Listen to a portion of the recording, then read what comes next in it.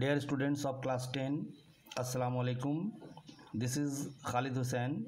आज आपके physical science की किताब में मौजूद ऑर्गेनिक केमिस्ट्री के 8th क्लास में हम लोग सिलेबस में मौजूद कुछ नए टॉपिक्स को डिस्कस करेंगे। आज के डिस्कशन का टॉपिक्स है reactions of methane, ethylene and acetylene. ये तीनों जो मुरक्कबात हैं, मीथेन, इथाइलिन और एसिटाइलिन, पिछले क्लास में हम लोगों ने इसका सोर्स, यूजेस वगैरह के बारे में जानकारी हासिल किया था। आपके सिलेबस में इन तीनों का जो रिएक्शंस है, कुछ ख़ास रिएक्शंस है, ये भी आपके सिलेबस में दिया हुआ है। तो आज हम लोग इसी एक छोटे से टॉपिक को बहुत ही मुख्तसर क्लास में डिस्कशन करेंगे इंशाअल्लाह ताला। So the topic of today's discussion is reactions of methane, ethylene and acetylene. Methane, ethylene and acetylene. सबसे पहले मीथेन के बारे में हम लोग डिस्कशन करेंगे। मीथेन, आप लोग को मालूम है मीथेन सबसे सिंपलेस्ट ऑर्गेनिक कंपाउंड है। तो इसका कुछ ख़ास रिएक्शंस के बारे में आज हम लोग जानकारी हासिल करेंगे। ऐसे हम लोगों ने पिछले क्लास में पढ़ा था कि ऐसे हाइड्रोकार्बन्स जिनके कार्बन आइटम आपस में सिंगल कोवैलेंट बॉन्ड के ज़रिए जुड़े हुए होते हैं, उन्हें अल्केन्स कहा जाता है। अल्केन्स, इसको आप लोगों ने बहुत तफसील में पढ़ा है पिछले क्लास में, है ना। ऐसे हाइड्रोकार्बन जिसमें कार्बन के एटम सिंगल कोवैलेंट बॉन्ड के ज़रिए आपस में जुड़े हुए होते हैं, उन्हें हम लोग कहते हैं अल्केन्स, ALKNES। और तमाम अल्केन्स सैचुरेटेड कंपाउंड होता है, आप लोगों ने इसके बारे में जाना था। So all alkanes are saturated compound और ऑर्गेनिक कंपाउंड, ठीक है ना। और आप लोगों ने पढ़ा था अल्केन्स का जनरल फार्मूला होता है CnH2n+2, CnH2n+2। तो अल्केन्स के सीरीज़ माने जिसका जो होमोलोगस सीरीज़ है, इसका जो फर्स्ट मेंबर है, पहला मेंबर है मीथेन, है ना। Methane is the first member of homologous series of alkane, ठीक है। तो अल्केन का जो होमोलोगस सीरीज़ है, होमोलोगस सीरीज़, इसका फर्स्ट मेंबर है मीथेन, ठीक है ना। उसके बाद ईथेन हम लोगों ने पढ़ा था, है ना, बहुत सारा कंपाउंड। तो अभी उसको ज़्यादा जानने की ज़रूरत नहीं है। अभी आप लोग कंसंट्रेट कीजिए कि द फर्स्ट मेंबर ऑफ, है ना, alkane series is methane. Methane alkane series का सबसे पहला मेंबर है, ठीक है। तो अच्छा, हम लोगों ने पढ़ा है कि अल्केन ग्रुप के तमाम मेंबर चूँकि सैचुरेटेड मुरक्कबात होते हैं, है ना, सैचुरेटेड कंपाउंड होते हैं, लिहाजा उनमें कीमियाई तब्दीली में हिस्सा लेने की रग़बत बहुत कम होती है, ठीक है। Alkanes have little affinity towards chemical reactions, उसीलिए अल्केन्स को पैराफिन्स भी कहा जाता है। ये सब बात भी हम लोगों ने पहले पढ़ा था, है ना। अल्केन ग्रुप का जो तमाम मेंबर्स है, ये चूँकि सैचुरेटेड कंपाउंड होता है ना, लिहाजा इनमें कीमियाई तब्दीली में, केमिकल रिएक्शन में हिस्सा लेने की रग़बत या टेंडेंसी बहुत कम होती है। उसी वजह से इनको हम लोग कहते हैं पैराफिन्स। आपको याद आ रहा होगा, ये 2 वर्ड से बना है, पैरम। पैरम का मतलब होता है लिटिल, और एफिन्स, एफिन्स का मतलब होता है एफिनिटी। एफिनिटी मतलब क्या हुआ? Little affinity towards chemical reactions. तो अल्केन ग्रुप के जितने भी मेंबर्स हैं, उनमें कीमियाई तब्दीली में या कीमियाई तामील में हिस्सा लेने की सलाहियत बहुत कम होती है ना। तो अब हम लोग उसके बारे में थोड़ा सा और आगे जानना है, क्योंकि हम लोगों को यहाँ पर मीथेन का जो केमिकल रिएक्शंस है, इसके बारे में पढ़ना है। तो सबसे पहले हम लोग जानेंगे प्रिपरेशन ऑफ मीथेन, मीथेन को तैयार करने का तरीका। प्रिपरेशन ऑफ मीथेन, मीथेन को तैयार करने का तरीका, है ना। एक्चुअली सोडियम एसीटेट और सोडा लाइम, है ना, को गर्म करके मीथेन तैयार किया जाता है। सोडियम एसीटेट और सोडा लाइम, सोडियम एसीटेट और सोडा लाइम, इन दोनों को गर्म करने पर मीथेन हासिल होता है ना। यहाँ पर आप एक बात को याद रखिएगा, ये जो सोडा लाइम है एक्चुअली सोडियम हाइड्रोक्साइड या कास्टिक सोडा भी कहते हैं इसको हम लोग, और कैल्शियम ऑक्साइड, इन दोनों का जो मिक्सचर है इसी को कहा जाता है सोडा लाइम। तो सोडियम एसीटेट और सोडा लाइम को गर्म करके मीथेन तैयार किया जाता है। इसका रिएक्शन इस तरह से, ये सोडियम एसीटेट का फॉर्मूला है, सोडियम एसीटेट और सोडियम हाइड्रोक्साइड, इन दोनों को मिलाकर, है ना, जब कैल्शियम ऑक्साइड की मौजूदगी में 300 डिग्री सेंटीग्रेड टेम्परेचर पर गर्म किया जाता है तो उसके नतीजे में मीथेन और Na2CO3 सोडियम कार्बोनेट हासिल होता है। तो सोडियम एसीटेट और सोडा लाइम के मिक्सचर को गर्म करके मीथेन तैयार किया जाता है। अच्छा, आप लोगों को मालूम है मीथेन एक ग्रीन हाउस गैस है ना। ये ज़मीन की सतह से वापस लौटने वाली हरारत को जज़्ब कर लेती है, जिसके सबब ज़मीन के गिर्द मौजूद जो एटमॉस्फेयर है, कुर्रा हवा, वो गर्म हो जाती है। तो मीथेन एक, है ना, ग्रीन हाउस गैस है। कभी कभी पूछता है आपसे, give example of an organic green house gas, आप कह सकते हैं मीथेन, है ना। तो ये हुआ मीथेन का प्रिपरेशन का तरीका, है ना। हम लोग को अब जानना है इसका फिजिकल प्रॉपर्टी, तबई खवास, मीथेन का फिजिकल प्रॉपर्टी, इसका तबई खवास। एक्चुअली मीथेन एक बेरंग माने कलरलेस बेरंग, है ना, और बेबू ऑर्डरलेस, इसमें कोई रंग नहीं होता है, इसमें कोई बू नहीं होता है ना। तो ये it is a colourless odourless gas, ये बेरंग बेबू गैस है। और ये पानी में थोड़ी मकदार में है, मतलब स्लाइटली हल्पजीर होता है, ठीक है। तो slightly soluble in water, slightly soluble in water, ये पानी में थोड़ी मकदार में ये हल्पजीर होता है, हल्प हो जाता है। और इसका वेपर डेंसिटी 8 है। एक्चुअली देखिए मीथेन CH4, इसमें कार्बन का एक एटम है, कार्बन का एटमिक वेट 12 और 4 हाइड्रोजन का 4, तो 12 और 4 कितना 16, तो इसका मॉलिक्यूलर वेट हुआ 16। और आप लोग को मालूम है ना, वेपर डेंसिटी मॉलिक्यूलर वेट का हाफ होता है, तो इसका वेपर डेंसिटी क्या होगा 8, है ना। तो इसका वेपर डेंसिटी 8 है, वेपर डेंसिटी इसका होता है 8, ठीक है। तो लिहाजा ये हवा से हल्का है, माने lighter, it is lighter than air. ये जो मीथेन गैस है हवा से हल्की होती है। तो ये था इसका फिजिकल प्रॉपर्टी। लेकिन आपको इसका ख़ास तौर पे जानना है केमिकल प्रॉपर्टी के बारे में। देखिए मीथेन का आपको ख़ास तौर पे जानना है केमिकल प्रॉपर्टीज़, केमिकल कीमियाई खसूसियात,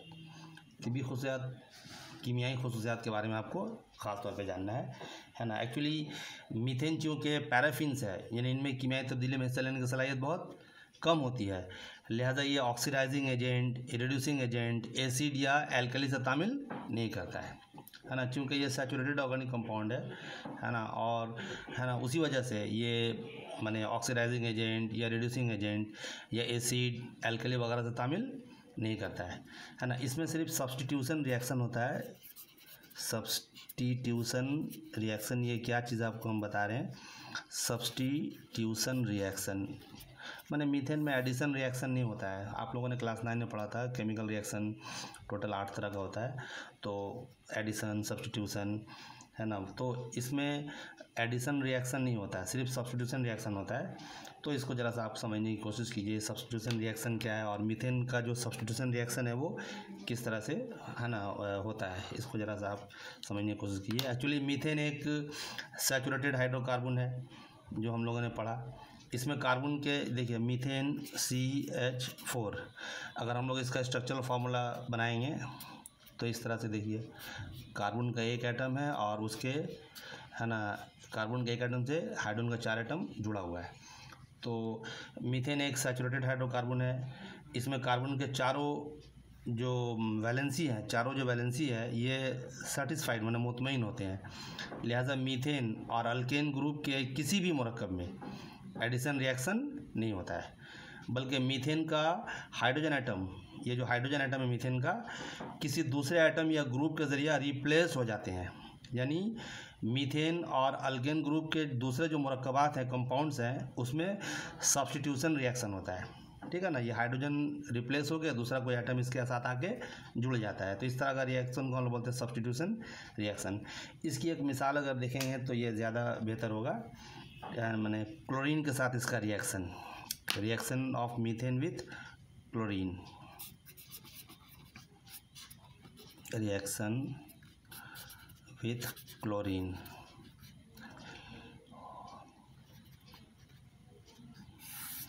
क्लोरीन के साथ में मीथेन का रिएक्शन, ज़रा इसको देखने की समझने की कोशिश कीजिए, है ना। सूरज की जो मुंतशिर शुआएँ होती हैं, मैंने डिफ्यूज़ लाइट, है ना, तो उसकी मौजूदगी में जब क्लोरीन को, है ना, मीथेन के साथ मिलाया जाता है तो उसके तमाम हाइड्रोजन जो एटम्स हैं, ये चारों जो हाइड्रोजन एटम्स हैं, एक एक करके रिप्लेस होते जाते हैं।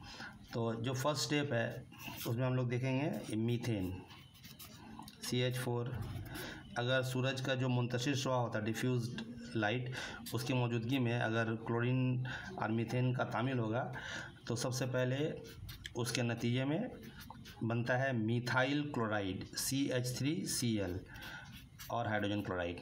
इसको हम लोग कहते हैं methyl chloride METHYL, methyl chloride. ठीक है, तो देखिए मीथेन का हाइड्रोजन का एक एटम हट के उसकी जगह में क्या ले लिया, क्लोरीन का एक एटम ले लिया।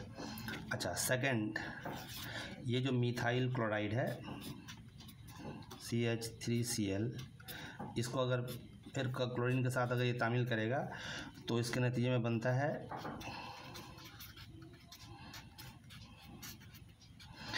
मीथाइलिन क्लोराइड। इसको हम लोग कहते हैं मीथाइलिन METHYLENE, मीथाइलिन क्लोराइड और हाइड्रोजन क्लोराइड।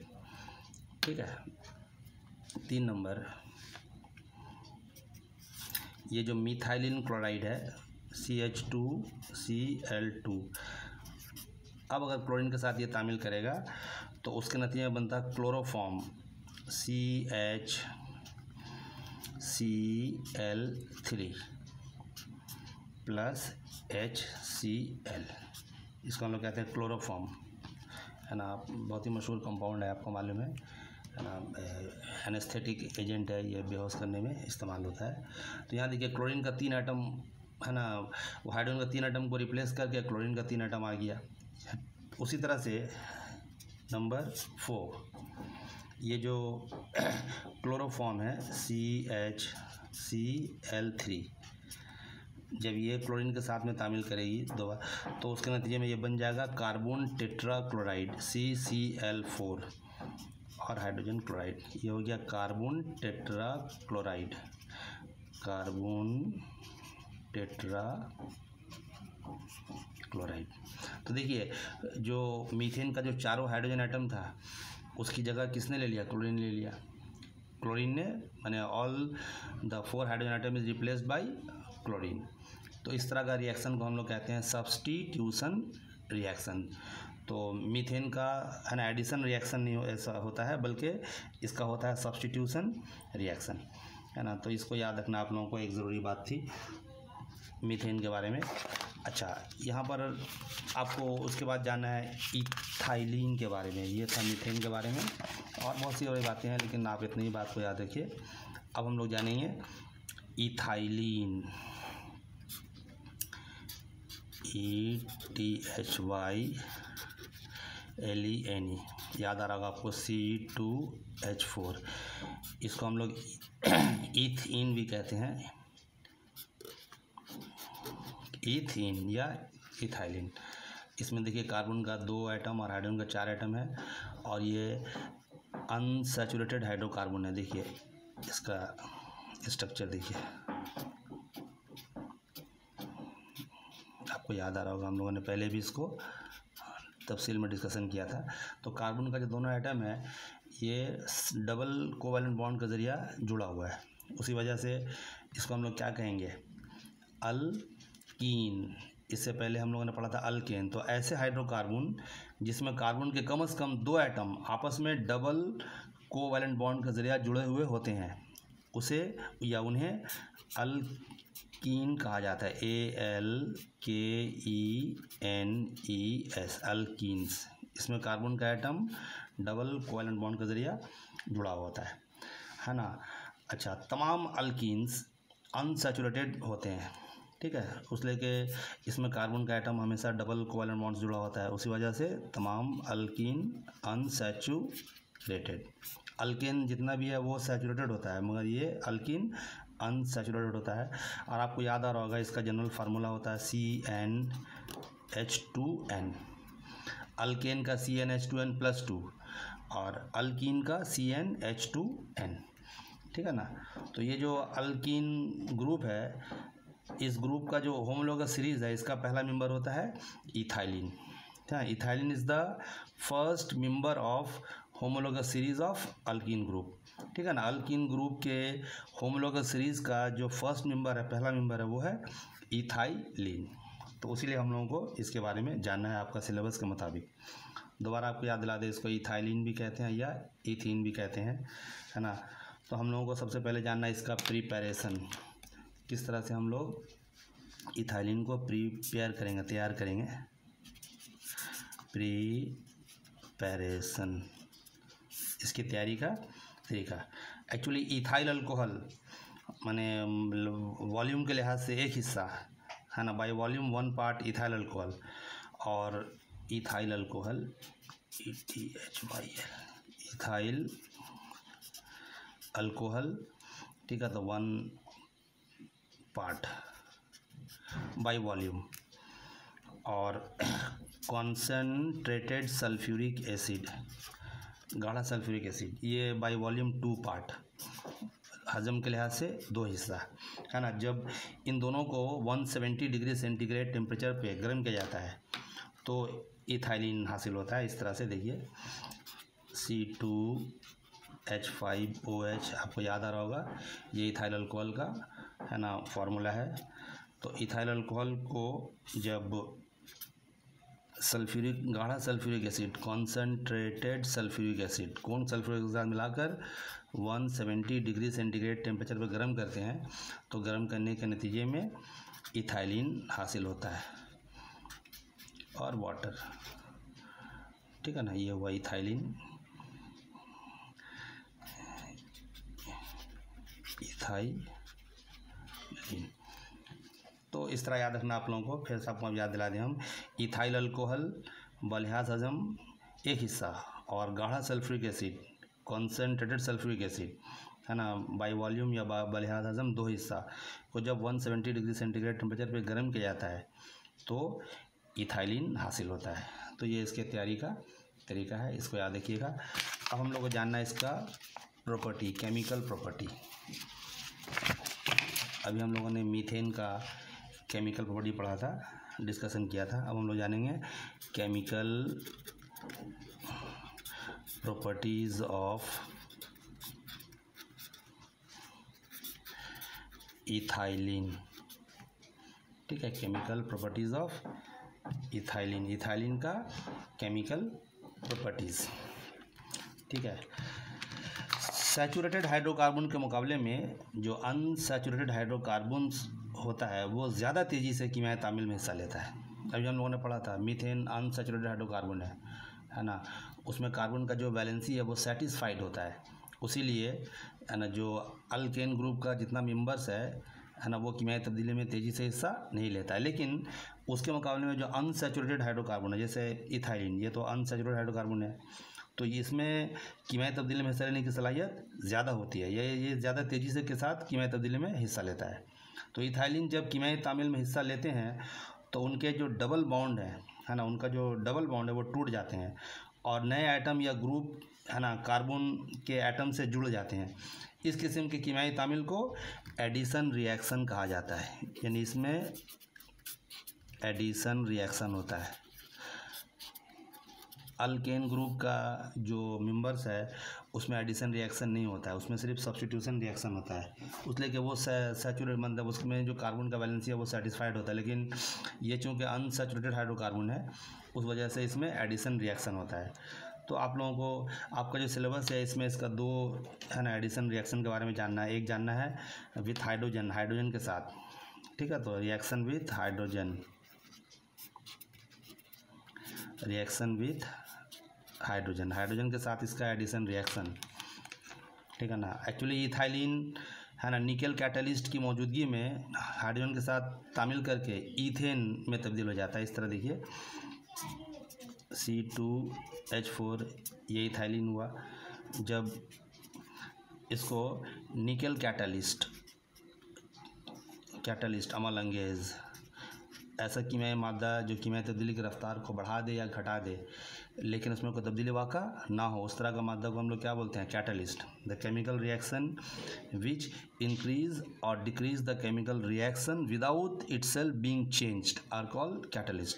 तो निकल कैटलिस्ट की मौजूदगी में जब है ना 150 डिग्री से लेकर 200 डिग्री सेंटीग्रेड तक गर्म किया जाता है हाइड्रोजन के साथ इथाइलिन को, तो ये ईथेन में तब्दील हो जाता है, C2H6 ईथेन।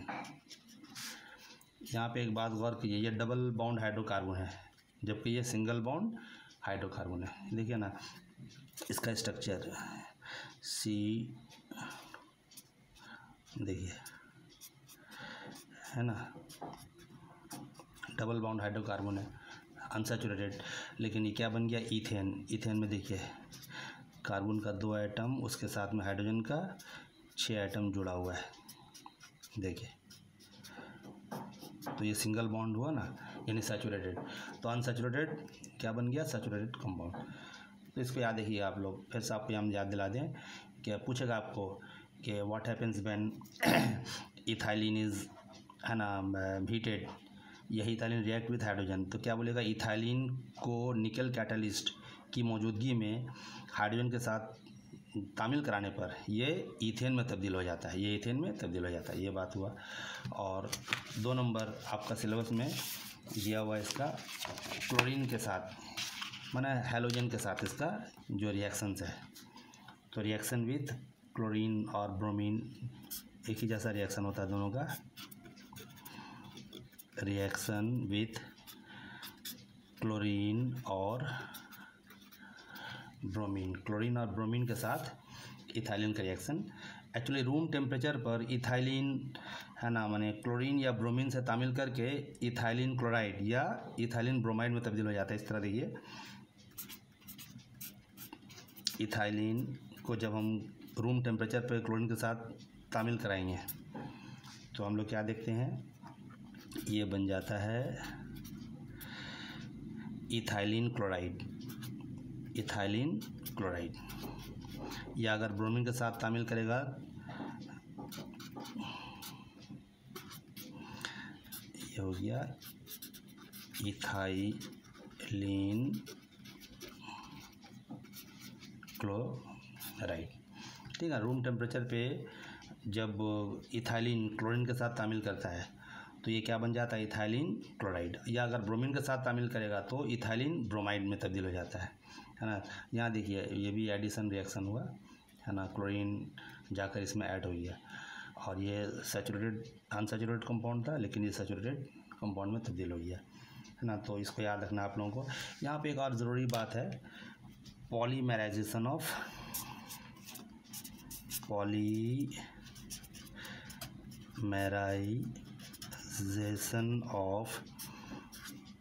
इथाइलिन, ये आपका सिलेबस में दिया हुआ है, इससे आपसे एग्ज़ाम में क्वेश्चन पूछा जाता है।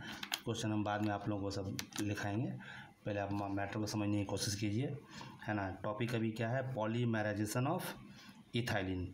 बहुत ज़्यादा दबाव माने हाई प्रेशर माने 700 से 1200 एटमॉस्फेयर और बहुत ज़्यादा टेम्परेचर यानी 150 डिग्री सेंटीग्रेड टेम्परेचर पर ऑक्सीजन की मौजूदगी में इथाइलिन के बहुत सारे मॉलिक्यूल्स पॉलीमराइज होकर पॉलीथीन में तब्दील हो जाते हैं। पॉलीथीन या उसको हम लोग पॉलीइथाइलिन भी कहते हैं। इस तरह से देखिए,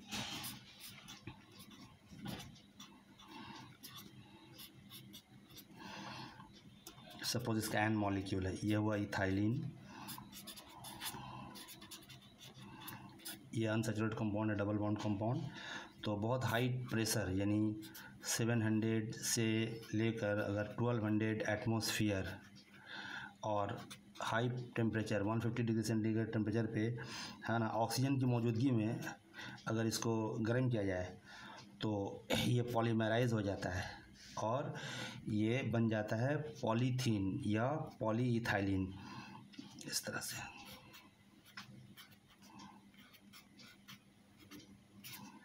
एन यानी तमाम जो माइक्रो मॉलिक्यूल्स था ये कॉन्डेंस होकर बन गया मैक्रो मॉलिक्यूल्स। यहाँ पे देखिए, इसको यह हुआ पॉलीथीन, पॉलीथीन या इसको हम लोग पॉलीइथाइलिन भी कहते हैं, पॉलीइथाइलिन,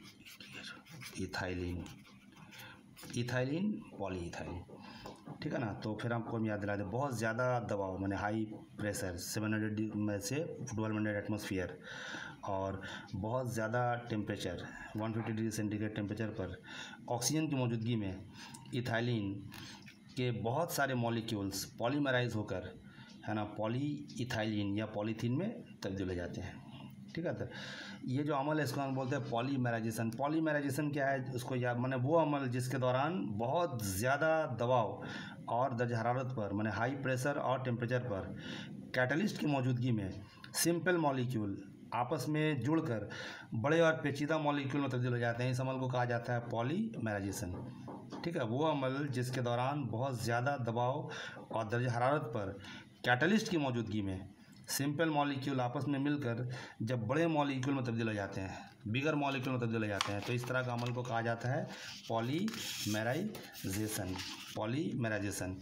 तो ये जो इथाइलिन है इसका पॉलीमराइजेशन, है ना, भी होता है। और पॉलीमराइजेशन के नतीजे में इथाइलिन जो कि एक मोनोमर है ना, इथाइलिन एक मोनोमर है। इथाइलिन क्या है, ये एक मोनोमर। हम लोग अभी जानेंगे मोनोमर पॉलीमर के बारे में। तो पॉलीमराइजेशन के नतीजे में इथाइलिन जो कि एक मोनोमर है ये बन जाता है पॉलीइथाइलिन।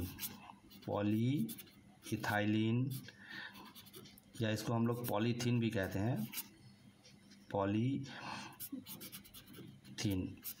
और पॉलीथीन हो गया पॉलीमर, इथाइलिन है मोनोमर। और जब बहुत सारा मोनोमर मिलता है तो उसके नतीजे में जो कॉम्प्लेक्स या बड़ा मॉलिक्यूल मिलने वाला जो एक मरकब बनता है उसको हम लोग बोलते हैं पॉलीमर। तो इथाइलिन एक मोनोमर है और इसका पॉलीमर हुआ पॉलीइथाइलिन या पॉलीथीन। ठीक है ना। तो पॉलीमराइजेशन के नतीजे में इथाइलिन जो कि एक मोनोमर है वो पॉलीइथाइलिन में तब्दील हो जाता है जो पॉलीमर है। यहाँ इथाइलिन, है ना, इथाइलिन जो है ये माइक्रो मॉलिक्यूल है, माइक्रो मॉलिक्यूल। लेकिन ये जो पॉलीइथाइलिन है ये है मैक्रो मॉलिक्यूल, मैक्रो मॉलिक्यूल। ये इतना छोटा होता है कि नेकेड आई से नंगी आंखों से नज़र नहीं आता, लेकिन ये काफ़ी बड़े जसामत का होता है जिसमें पॉलीथीन को हम लोग देख पा रहे हैं। इसीलिए इथाइलिन एक माइक्रो मॉलिक्यूल है, लेकिन जो पॉलीइथाइलिन है ये, है ना, मैक्रो मॉलिक्यूल होता है। ठीक है ना। अच्छा, इथाइलिन का माने मॉलिक्यूलर जो मास है इथाइलिन का C2H4, कार्बन का 2 एटम 24 और हाइड्रोजन का 4, तो 24 and 4 कितना होगा 28। तो इसका मॉलिक्यूलर मास है 28, है ना, atomic mass unit 80 atomic mass unit. ठीक है। तो माने इथाइलिन का मॉलिक्यूलर मास होगा 28 एटॉमिक मास यूनिट। तो पॉलीइथाइलिन का क्या होगा 28 इंटू n, है ना, n नंबर ऑफ मॉलिक्यूल्स अगर मिलकर पॉलीइथाइलिन बनता है ना। तो पॉलीइथाइलिन का एटॉमिक मास क्या होगा 28 atomic mass unit into n, ये पॉलीइथाइलिन का। क्लियर। तो ये बात, उसके बाद हम लोग अब जानेंगे एसीटाइलिन के बारे में। फिर से आपको याद दिला दें, अल्केन, अल्कीन, अल्काइन, है ना। हम लोगों ने अल्केन में क्या पढ़ा, मीथेन, अल्कीन में इथाइलिन, और अल्काइन इस ग्रुप में पढ़ेंगे एसीटाइलिन, C2H2, है ना। ये इसमें कार्बन का जो एटम है वो आपस में ट्रिपल कोवैलेंट बॉन्ड के जरिए जुड़ा होता है। देखिए कार्बन का 2 एटम और इससे हाइड्रोजन का 2 एटम जुड़ा हुआ है, और इन दोनों कार्बन के एटम के दरमियान में ट्रिपल बॉन्ड है। तो एसिटाइलिन में कार्बन का एटम आपस में दोनों एटम ट्रिपल कोवैलेंट बॉन्ड के जरिए जुड़ा होता है। तो ऐसे हाइड्रोकार्बन जिनमें कार्बन के एटम ट्रिपल कोवैलेंट बॉन्ड के जरिए जुड़े हुए होते हैं उन्हें अल्काइंस कहा जाता है। ऐसे हाइड्रोकार्बन जिसमें कार्बन के एटम आपस में ट्रिपल कोवैलेंट बॉन्ड के जरिए जुड़े होते हैं उसको हम लोग कहते हैं अल्काइंस। बहुत तफसील में हम लोगों ने इसको पहले क्लास में पढ़ा है इससे पहले। और तमाम अल्काइंस अनसैचुरेटेड होते हैं, अनसैचुरेटेड। अल्कीन और अल्काइन का जितना मेंबर है all these are unsaturated organic compound. और आप लोग को याद आ रहा होगा इसका मॉलिक्यूलर फार्मूला, जनरल फार्मूला होता है CnH2n-2। अल्केन का CnH2n+2, अल्कीन का CnH2n, उसमें प्लस माइनस कुछ नहीं, और अल्काइंस का CnH2n-2। तो ये इसका जनरल फार्मूला हुआ। और ये जो अल्काइन ग्रुप है, ये जो अल्काइन होमोलोगस सीरीज़ है, इसका जो फर्स्ट मेंबर वो है एसिटाइलिन। तो acetylene is the first member of alkyne homologous series C2H2। Acetylene alkyne homologous series का फर्स्ट मेंबर है, ठीक है। अल्केन होमोलोगस सीरीज का first member methane, alkyne homologous series का फर्स्ट मेंबर इथाइलिन, और अल्काइन, है ना, होमोलोगस सीरीज का जो फर्स्ट मेंबर है वो है एसिटाइलिन। तो इसके बारे में जानना है, पहले इसका प्रीपैरेशन, है ना। Calcium carbide CaC2, calcium carbide का फार्मूला आप लोगों को मालूम है। तो कैल्शियम कार्बाइड पर जब पानी को कतरा ब कतरा मैंने ड्रॉप वाइज डाला जाता है तो उसके नतीजे में एसिटाइलिन हासिल होता है। देखिए कैल्शियम कार्बाइड पे जब पानी का कतरा को पानी का जो क्या नाम है पानी है उसको जब कतरा ब कतरा ड्रॉप वाइज डाला जाता है तो उसके नतीजे में कीमियाई तामिल अंजाम पाता है, और उस कीमियाई तामिल के नतीजे में एसिटाइलिन हासिल होता है और कैल्शियम हाइड्रोक्साइड, ठीक है। तो फिर याद रखिए कैल्शियम कार्बाइड, है ना, पर पानी को कतरा ब कतरा डालने पर कैल्शियम कार्बाइड पर पानी को कतरा ब कतरा डालने पर एसिटाइलिन हासिल होता है। ये हुआ इसका प्रिपरेशन का तरीका। हम लोग को अब जानना है एसिटाइलिन का केमिकल प्रॉपर्टी, जो आपसे एग्ज़ाम में पूछा जाता है। केमिकल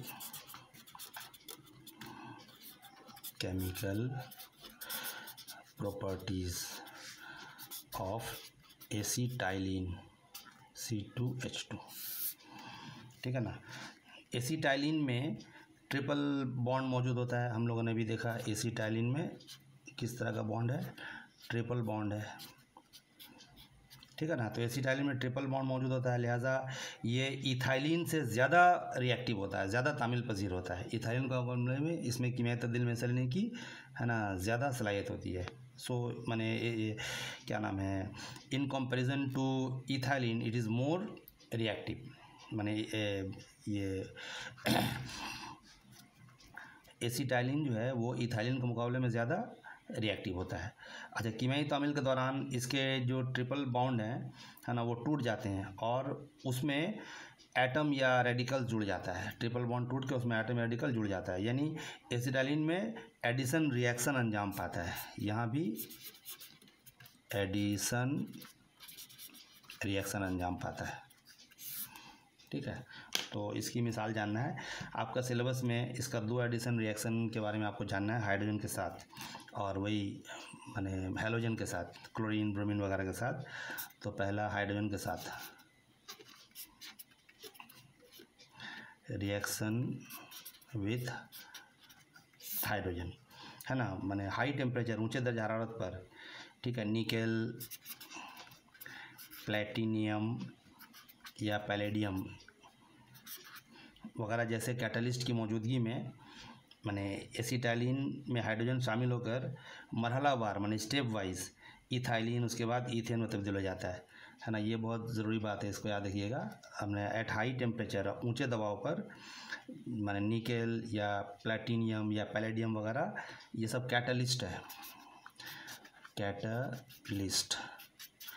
तो हाई टेम्परेचर पे, ऊंचे दर्ज हरारत पे निकेल, प्लेटिनियम, पैलेडियम वगैरह जैसे कैटलिस्ट की मौजूदगी में एसिटाइलिन हाइड्रोजन के साथ माने मरहलावार स्टेप वाइज, है ना, तरीके से कीमियाई तामील में हिस्सा लेता है और इथाइलिन उसके बाद फिर इथेन वगैरह में तब्दील हो जाता है। इसको समझना बहुत ही इंटरेस्टिंग बात है। देखिए, सबसे पहले ये जो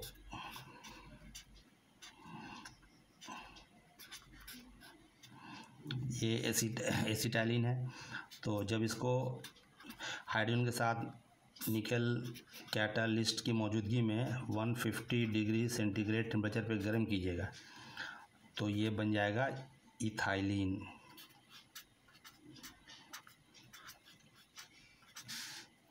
ठीक है, यह एसिटाइलिन क्या बन गया, ये इथाइलिन, ETHY इथाइलिन। उसके बाद है ना, ये जो इथाइलिन है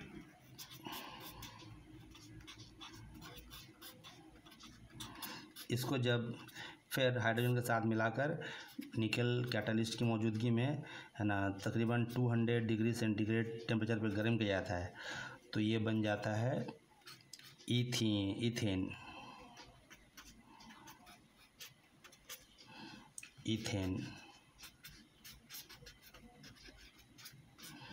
यहाँ पे गौर कीजिए, एसिटाइलिन ट्रिपल बॉन्ड जब इसको 150 डिग्री सेंटीग्रेड टेम्परेचर पे निकल कैटालिस्ट की मौजूदगी में हाइड्रोजन के साथ गर्म किया गया तो क्या बन गया, इथाइलिन, ये डबल बॉन्ड। उसके बाद जब इथाइलिन को गर्म किया गया हाइड्रोजन के साथ निकल कैटालिस्ट की मौजूदगी में 200 डिग्री सेंटीग्रेड पे तो ये बन गया इथेन, ये सिंगल बॉन्ड। में ट्रिपल बॉन्ड से डबल बॉन्ड, फिर उसके बाद सिंगल बॉन्ड, मैंने सैचुरेटेड अनसैचुरेटेड से ये सैचुरेटेड कंपाउंड बन गया। तो ये इसका रिएक्शन है हाइड्रोजन के साथ। और आपको अपना सिलेबस में और एक रिएक्शन जानना है हैलोजन के साथ, ब्रोमीन या क्लोरीन वगैरह के साथ। तो रिएक्शन विथ ब्रोमीन, ब्रोमीन के साथ इसका तामिल एसिटाइलिन C2H2 है ना, कार्बन टेट्रा क्लोराइड CCl4 का जो सॉल्यूशन है उसकी मौजूदगी में, है ना, ब्रोमीन के साथ तामिल करता है। इस तरह देखिए,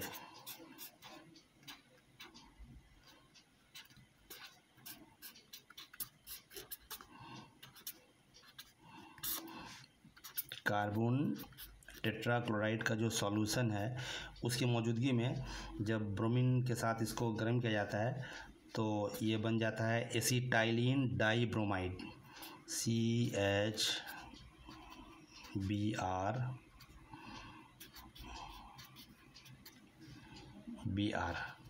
इसको हम लोग कहते हैं एसिटाइलिन डाइब्रोमाइड। ब्रोमीन का 2 है ना एटम्स है, उसीलिए डाइब्रोमाइड। ठीक है, उसके बाद ये जो एसिटाइलिन डाइब्रोमाइड है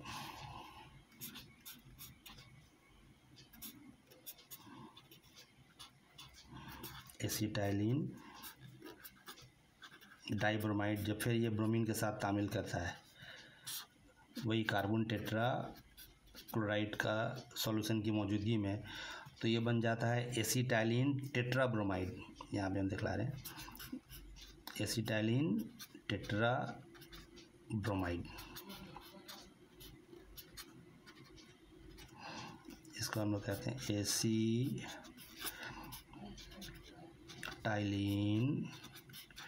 टेट्राब्रोमाइड। ठीक है, तो एसिटाइलिन है ना कार्बन टेट्राक्लोराइड की मौजूदगी में ब्रोमीन के साथ तामिल करके सबसे पहले बनता है एसिटाइलिन डाइब्रोमाइड। उसके बाद एसिटाइलिन डाइब्रोमाइड को जब दोबारा ब्रोमीन के साथ कार्बन टेट्राक्लोराइड सॉल्यूशन की मौजूदगी में है ना तामील कराया जाता है तो ये बन जाता है एसिटाइलिन, है ना। पहले तो बनता है एसिटाइलिन डाइब्रोमाइड, उसके बाद एसिटाइलिन टेट्राब्रोमाइड। क्लियर है ना। तो डियर स्टूडेंट्स, आज यहीं तक। इसके बाद हम लोग इंशाल्लाह ताला नेक्स्ट क्लास में वो शायद इस चैप्टर का आखिरी क्लास होगा, हम लोग और कुछ नई बातों को जानेंगे। उसके बाद आपको इस चैप्टर से जो ज़रूरी क्वेश्चंस है वो आपको हम सेंड करेंगे, उसको आप लोग सॉल्व कीजिएगा। तब तक के लिए अल्लाह हाफिज़।